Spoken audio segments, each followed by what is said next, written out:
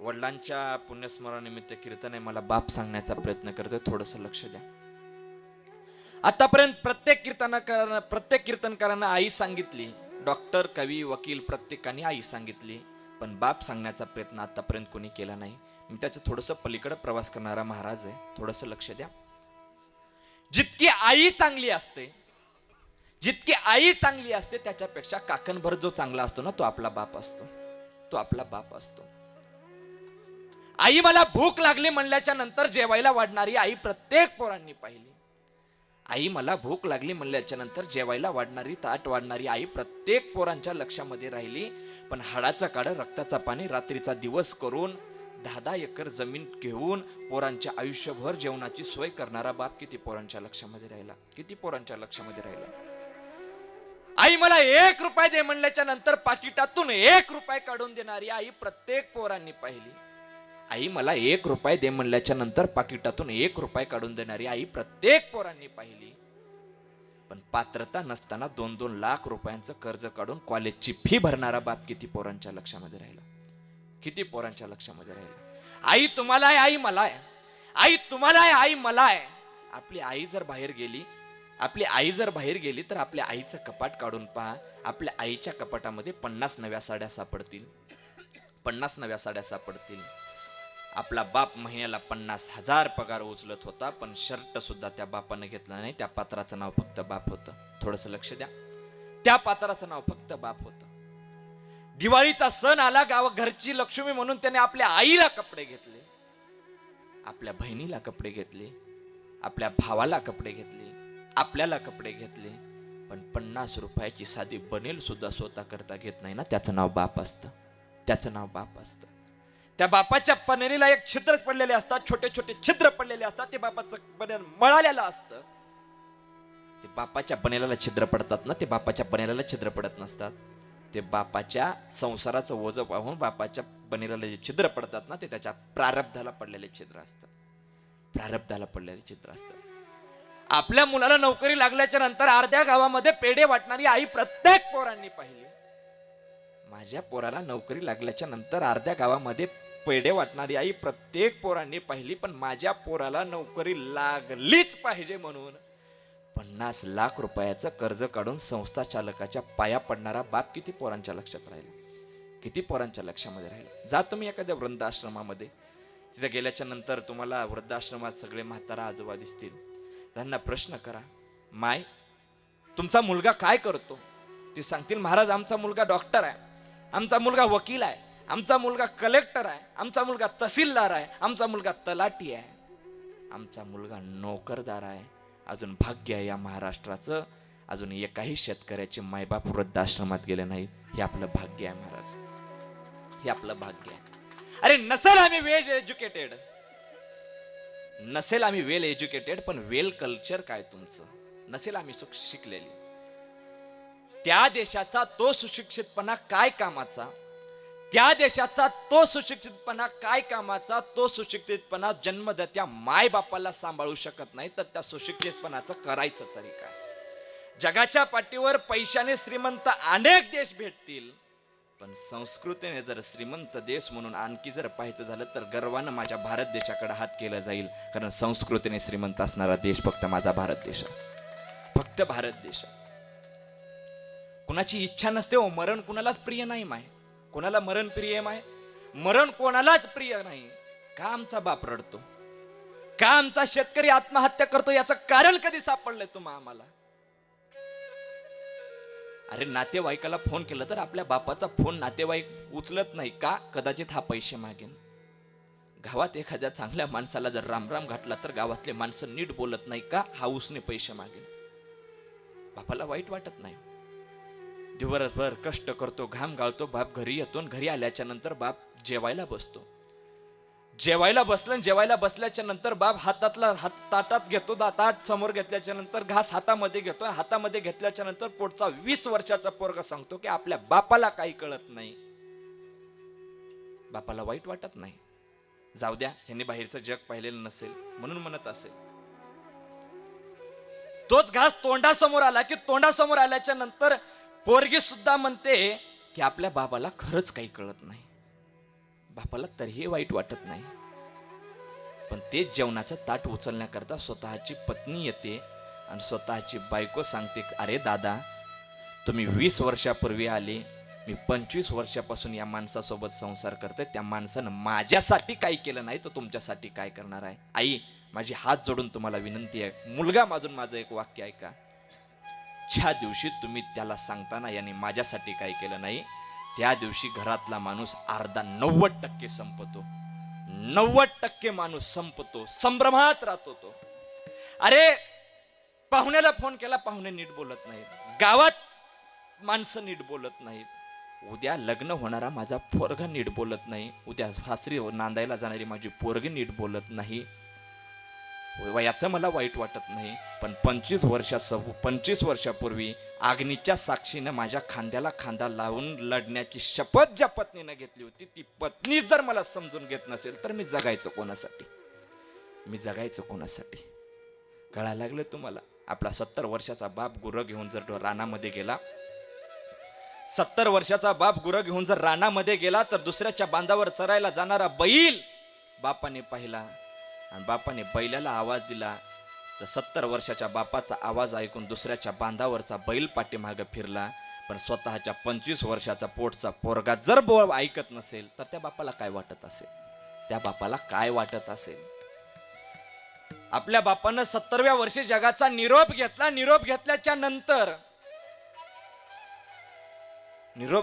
नंतर गोट्यातला बैल हंबरला. हो, आपला बाप गेल्याच्या नंतर गोट्यातला बैल हंबरला. पण 25 वर्षाच्या पोराच्या डोळ्यात अश्रू येत नसेल, तर त्या बापाला काय वाटत असेल? काय वाटत असेल? आपण म्हणतो की माणसं निर्दयी असतात, माणसं दगडाच्या काळजाची असतात, माणसं कधी रडत नाही, दगडाला पाजर फुटेल, पण माणसं कधी रडत नसतात, हे आपल्याला वाटतं. मला वाटतंय गणित कुठंतरी चुकतंय, कुठंतरी आपलं गणित चुकतंय. बापही रडतो. ज्या वेळेस बापानं 2 लाख रुपयाचं कर्ज लोकांचं काढलेलं असतं आणि भर चौकामध्ये त्या सावकाराने आपल्या बापाची इज्जत काढलेली असते ना, तेव्हा तुम्ही झोपलेली असतात, तुमची माय झोपलेली असते, तुमचा भाऊ झोपलेला असतो, सगळे झोपलेले असतात. पण 2 वाजता तोंडावरती चादर घेऊन ढसा रडणारा जो असतो ना, तो आपला बाप असतो. तो आपला बाप असतो. आपल्याला वाटतं की माणसं रडत नाही. अहो, माणूस आयुष्यात 4 वेळेस रडतो. पहिलं, ज्या दिवशी आपल्या मुलीचं लग्न ठरलं त्या दिवशी बाप रडतो. बाप आयुष्यात दुसऱ्यांदा रडतो ज्या दिवशी स्वतःची मुलगी सासरी वाट लावतो. बाप आयुष्यात 3ऱ्यांदा रडतो ज्या दिवशी स्वतःची मुलगी तारुण्यात विधवा होते किंवा टाकून दिली जाते. आणि बाप आयुष्यात 4थ्यांदा रडतो ज्या पोरासाठी आयुष्यभर कमवलं, तो पोरगाच आरेरावीची भाषा करत असेल तर बापचं आयुष्यात 4थ्यांदा रडतो. दीदी, माझं सांगणं आहे तुम्हाला, ज्या दिवशी तुमचं लग्न ठरलं ना दादा, ज्या दिवशी तुम्हाला पाहुणे बघायला आले, त्या दिवशी 50% बाप संपलेला होता. का? आता माझ्या दीदीचं लग्न झालं ना, माझ्यावरती निस्वार्थपणानं प्रेम करणारं पात्र या घरामध्ये उरणार नाही. लेकीचं माहेर तोपर्यंत शिल्लक आहे जोपर्यंत माहेरातला बाप जिवंत आहे, आणि बापावरती सुद्धा निस्वार्थीपणानं प्रेम करणारं तोपर्यंत शिल्लक आहे जोपर्यंत लेक जिवंत आहे. लेक जिवंत आहे. आपल्या दीदीला पाहुणे पाहायला आले. पाहुणे पाहिल्याच्या नंतर समोरच्या माणसांनी 8 ते 10 लाख रुपयाची हुंड्याची मागणी केली. हुंड्याची मागणी केल्याच्या नंतर बापाने सांगितलं की 2 मिनिटात तुम्हाला निर्णय देतो, 2 मिनिटं द्या मला. आपला बाप बैठकीतून उठला, बैठकीतून उठल्याच्या नंतर किचन मध्ये गेला, किचन मध्ये गेल्याच्या नंतर आपल्या आईला विचारायला लागला, का ग, स्थळ तुला आवडलं का?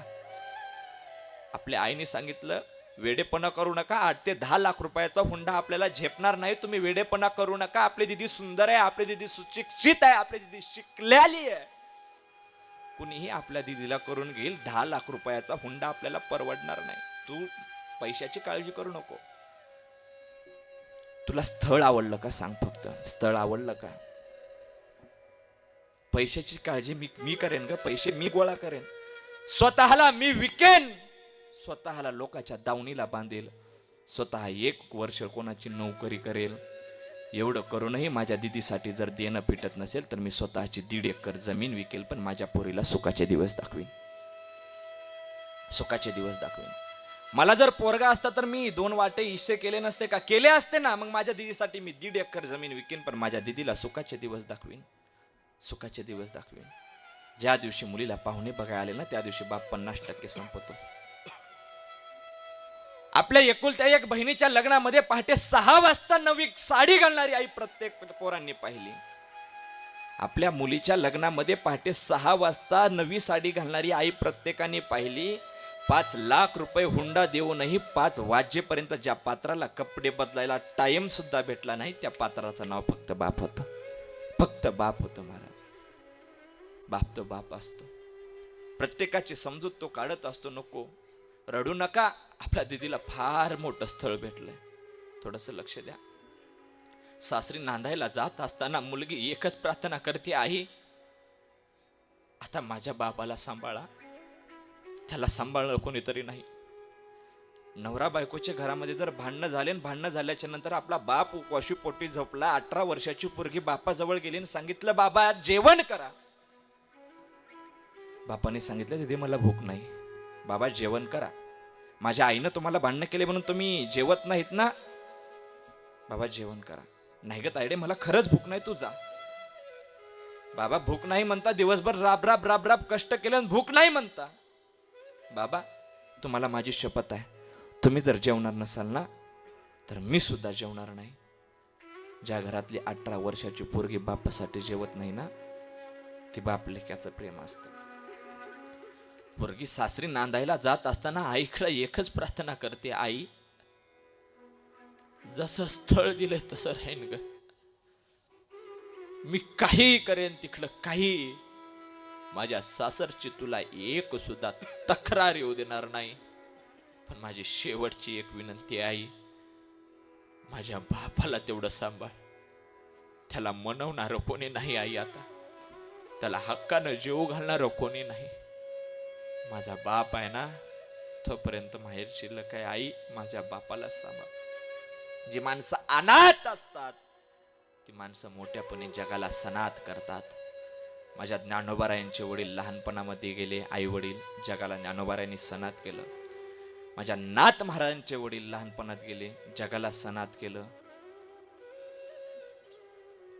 6 जून 1674 छत्रपती शिवाजी महाराजांचा राज्याभिषेक झाला. 32 मन सोन्याचं सिंहासन छत्रपती शिवाजी महाराजांचं उभं झालं. पूर्ण राज्याभिषेक थाटा माटात साजरा झाला. आणि रात्रीच्या वेळी जिजाऊ साहेबापाशी, आई आऊसाहेबापाशी छत्रपती शिवाजी महाराज आले.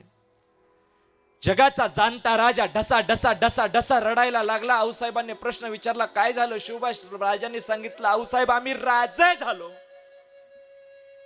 आऊसाहेब आम्ही राजे झालो. 32 मन सोन्याचं सिंहासन उभा झालं, डोक्यावरती जिरे टोप आला. राजा आऊसाहेब, राजे तुम्ही राजे झाला तर रडता कशासाठी? माझ्या बापाला सांभाळ. जी माणसं अनाथ असतात ती माणसं मोठ्यापणी जगाला सनात करतात. माझ्या ज्ञानोबारायांचे वडील लहानपणामध्ये गेले, आई वडील जगाला ज्ञानोबारायांनी सनात केलं. माझ्या नाथ महाराजांचे वडील लहानपणात गेले, जगाला सनात केलं. 6 जून 1674 छत्रपती शिवाजी महाराजांचा राज्याभिषेक झाला.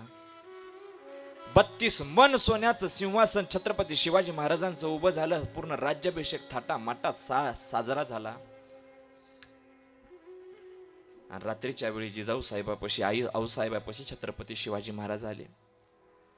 जगाचा जाणता राजा ढसा ढसा ढसा ढसा रडायला लागला. आऊसाहेबांनी प्रश्न विचारला, काय झालं? शिवबाज राजांनी सांगितलं, आऊसाहेब आम्ही राजे झालो. आऊसाहेब आम्ही राजे झालो. 32 मन सोन्याचं सिंहासन उभा झालं, डोक्यावरती जिरे टोप आला. राजा आऊसाहेब, राजे तुम्ही राजे झाला तर रडता कशासाठी?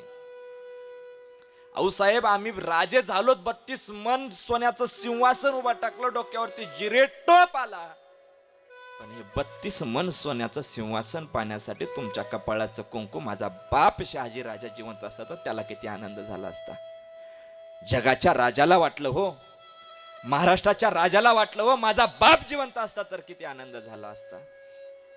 जीवनाचं सूत्र आहे दादा. आयुष्यात कुणाला घाबरलं नाही तरी चालेल, फक्त आयुष्यात दोघाला घाबरा, आपल्या पापाला आणि आपल्या बापाला घाबरा.